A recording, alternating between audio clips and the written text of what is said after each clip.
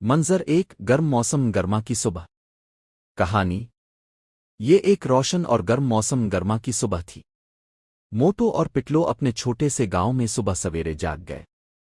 گندم کے سنہری کھیت کٹائی کے لیے بالکل تیار تھے۔ موٹو نے اپنے بازو پھیلائے اور خوشی سے کہا، پٹلو، آج ہم اپنی گندم کاٹیں گے اور محنتی کسان بن جائیں گے۔ پٹلو نے اپنی اینک ٹھیک کی اور مسکراتے ہوئے کہا، ہاں موٹو، اگر ہم محنت کریں گے تو ہماری گندم ہمیں بڑا انعام دے گی۔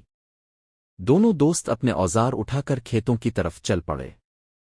ہلکی گرم ہوا گندم کے لمبے پودوں کو ہلا رہی تھی اور پورا کھیت سنہری سمندر کی طرح لگ رہا تھا۔ اوپر آسمان میں پرندے اڑ رہے تھے اور سورج خوب چمک رہا تھا۔ جب وہ کھیت کے بیچ میں پہنچے تو موٹو حیرت سے بولا، واہ پٹلو، دیکھو ہماری گندم کی فصل کتنی بڑی ہے۔ پٹلو نے فخر سے سر ہلایا اور کہا، یہ ہماری محنت کا نتیجہ ہے۔ پھر دونوں دوست خوشی خوشی ہنستے باتیں کرتے گندم کاٹنے لگے۔ وہ یہ سوچ کر بہت خوش تھے کہ شاید ان کی یہ فصل انہیں بڑی کامیابی دے گی۔ موٹو کو بھوک لگ گئی۔ کہانی کچھ دیر تیز گرمی میں کام کرنے کے بعد موٹو بہت تھک گیا۔ اس کے ماتھے سے پسینہ ٹپک رہا تھا اور اچانک اس کے پیٹ سے زور کی آواز آئی، گرر۔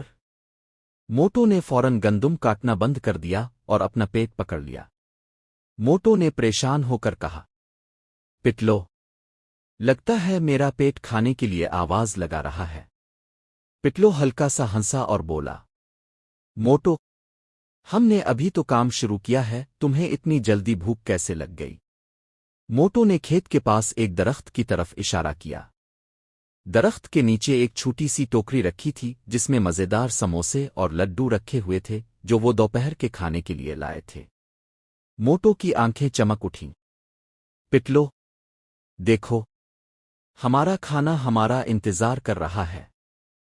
پٹلو کچھ کہتا اس سے پہلے ہی موٹو تیزی سے درخت کی طرف بھاگا۔ وہ خوشی سے بیٹھ گیا اور سموسے کھانے لگا۔